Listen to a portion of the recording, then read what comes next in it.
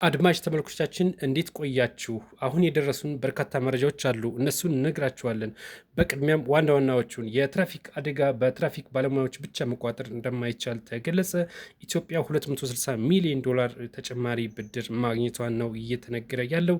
አዲስ የታክስ አዋጅ ወጥቷል። 85 ከፍተኛ የትምህርት ተቋማት እርምጃ እንደተወሰደባቸው ባለስልጣኑ ገለጸ። እንደዚሁም በዓለም ላይ ግዙፏ መርከብ ከቻይና ወደ ብራዚል ማቅናቷን እና ሌሎችንም መረጃዎች እንነግራችኋለን። መረጃውን አብራችሁ እስከ መጨረሻው እንድትከታተሉን በአክብሮት እንጠይቃለን። በቀጥታ ወደ ዝርዝር መረጃው እንሂድ። የትራፊክ አደጋን በትራፊክ ባለሙያዎች ብቻ መከላከል ወይም ማቆም እንደማይቻል የመንገድ ደህንነት ስራ አስፈጻሚ አቶ ዮሐንስ ገልጸዋል። 69 ገደማ የሚሆነው በአሽከርካሪዎች ጉድለት ሲሆን እንደዚሁም 14 በመቶ የሚሆነው አደጋ የሚደርሰው ደግሞ በመኪኖች ቴክኒካዊ ችግር እንደሆነ ነው ባለስልጣኑ ያስረዱ። 69 በመቶ ማለት በጣም ብዙ ነው። ስለዚህ አሽከርካሪዎች በጥንቃቄ እንዲያሽከረግሩ ካላስፈላጊ ፍጥነት እንዲቆጠቡ ነው ያስጠነቀቁት።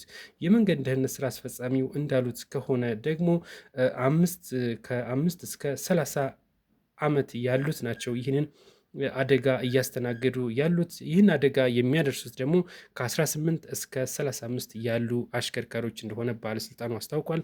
ባካቸው አሽከርካሪዎች ፍጥነትን ቀንሱ ሲሉ ነው መልእክት ያስተላለፉት። በቀጣይ ዜና የምንመለከተው ደግሞ ኢትዮጵያ ከአይኤምኤፍ በ260 ሚሊዮን ተጨማሪ ብድር ማግኘቷን እየተነገረ ይገኛል። ኢትዮጵያን ኢንሳይደር እንዳስታወቀው ከሆነ ኢትዮጵያ በረጅም ጊዜ ብድር ማለት ነው 3.4 ቢሊዮን ባሳለፍነው ዓመት ሐምሌ ወር ላይ መፈራረሟ የሚታወስ ነው። አይኤምኤፍ ይህንንም ተግባር እንግዲህ በተጨማሪ ማለት ነው ከዛ ጋር የተያዘ 260 ሚሊዮን በቅርቡ እንደሚለቀቅላት አስታውቋል።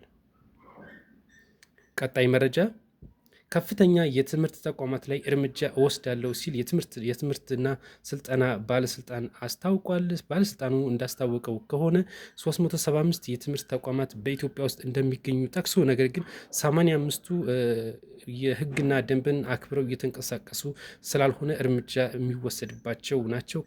ከነዚህ ውስጥም ደግሞ 47ቱ ላይ እርምጃ እንደተወሰደ እንደዚሁም እስከ 2 ዓመትና ሙሉ ላይሰንሳቸውንም እንደተቀሙ ነው ያስረዳው። ኮሌጆች ከተሰጣቸው ቁጥር በላይ የሚያስተምሩ እንዳሉም ደርሽባችኋለሁ ሲል ነው የገለጸው። እንግዲህ እነዚህ 47ቱ ሙሉ ለሙሉ እንደታገዱ፣ ቀጣይ እነዚህ ደግሞ 85ም እርምጃ እንደሚወሰድባቸው ባለስልጣኑ ጠቅሷል።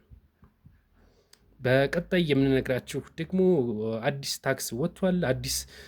አዲሱ የታክስ ኦዲት አፈጻጸም ነው የወጣው። እንግዲህ የገንዘብ ሚኒስቴር እንዳስታወቀው ከሆነ መመሪያው የወጣው ግንቦት 21 ቀን ነው፣ በቅርብ የወጣ ነው። ይሄ መመሪያውም 1063 እየተሰኘ ሲሆን በ2017 ዓ ም እንግዲህ ሙሉ ተግባራዊ እንደሚሆን ነው የተገለጸው። የታክስ ውጤታማን ለማሳደግ ነው ይህ አዲስ መመሪያ የወጣው። የታክስ ክፍያዎችን መብትና ግዴታዎችን የያዘ ሙሉ መመሪያ እንደሆነ ነው እንግዲህ የገንዘብ ሚኒስቴር ያስታወቀው።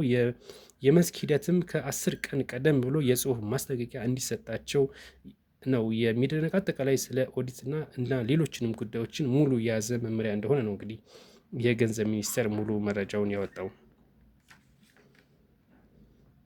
በመጨረሻም የምነግራችሁ ደግሞ የዓለማችን ትልቁ መርከብ የመጀመሪያ ጉዞውን እንዳደረገ እየተነገረ ይገኛል። የዓለማችን በጣም ግዙፉ መርከብ 219 ሜትር ርዝመትና 37.5 ሜትር ስፋት ያለው ሲሆን እንደዚሁም 7000 መኪናዎችን በአንድ ጊዜ ማስተናገድ ወይም ማጓጓዝ የሚችል እንደሆነ እየተነገረ ይገኛል። ይህ በቻይና መንግስት የተሰራው ይህ ቢዋይዲ የተሰኘው መርከብ የሚያጓጉዘው ደግሞ የኤሌክትሪክ መኪናዎችን ብቻ ነው። የመጀመሪያ ጉዞ የሚያደረገው እንግዲህ ከቻይና ተነስቶ በቀጥታ ወደ ብራዚል ነው ያቀናው። ይህ ግዙፉ የቻይና መርከብ የኤሌክትሪክ መኪኖችን ለማስተዋወቅ ብቻ አገልግሎት እየሰጠ ወይንም ማጓጓዝ የሚችለው የኤሌክትሪክ መኪናዎችን ብቻ እንደሆነ የተነገረው። በተጨማሪም አንድ መረጃ ልንገራችሁ።